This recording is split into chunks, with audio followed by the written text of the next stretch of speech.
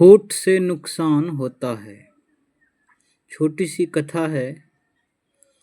अजातशत्रु के समय में लिच्छवी वंश के राजा लोग राज्य करते थे। उस समय जनतंत्र का राज था। अजातशत्रु राज्य प्राप्त करने का लोभी था। दूसरे राजा लोग मेल से रहते थे। उन लोगों का मेल देखकर अजातशत्रु साहस नहीं कर पाता था। भगवान बुद्ध उस समय मौजूद थे।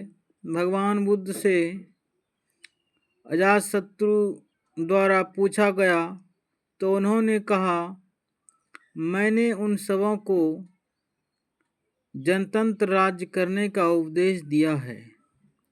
जब तक वे लोग मेल से रहेंगे तब तक कोई उन सबों पर विजय प्राप्त नहीं कर सकेगा।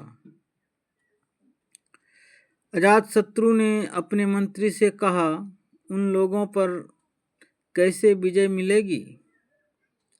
तो उसमें एक मंत्री बहुत चतुर था। मंत्री ने कहा, बिना मेल तोड़े हुए लोग हार नहीं सकते। यही आप मुझे आज्ञा दें तो मैं मेल तोड़ दूंगा। राजा ने कहा, तुम जैसा कहो वैसा ही करो। मंत्री ने कहा, आप एक हुक्म निकालिए। कि राजा ने इस मंत्री को राज्य या देश निकाला दे दिया है। तो राजा ने वैसा ही किया।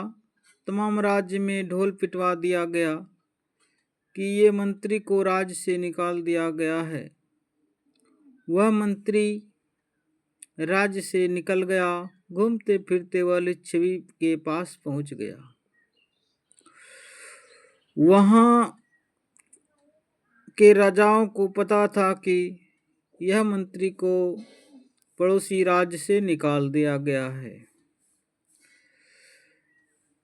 इसीलिए उन्होंने उसका सम्मान किया और आदर करने लगा।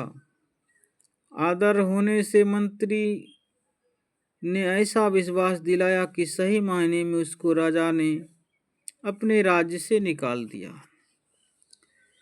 लिच्छवी लोग मंत्री पर पूरा विश्वास करने लगे। वे लोग मंत्री की ओर बेखबर हो गए। परंतु मंत्री अपनी कपट बुद्धि से लिच्छवियों का मेल तोड़ने में लग गया। सबको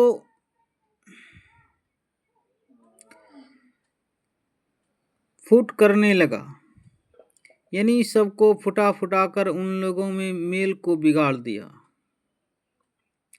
अब राज्य का काम करने में गड़बड़ी होने लगी।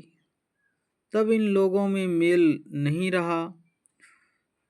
तब मंत्री जो अजातशत्रु के मंत्री थे, गुप्त रूप से उन्होंने अजातशत्रु को खबर दिया और उसने लिच्छवियों पर चढ़ाई करके उसे भी जीत लिया।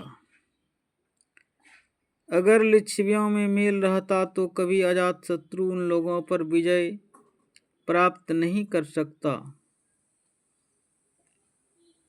अनमोल से बहुत नुकसान होता है, यानी अनमेल जो बिगड़ गया, टूट गया।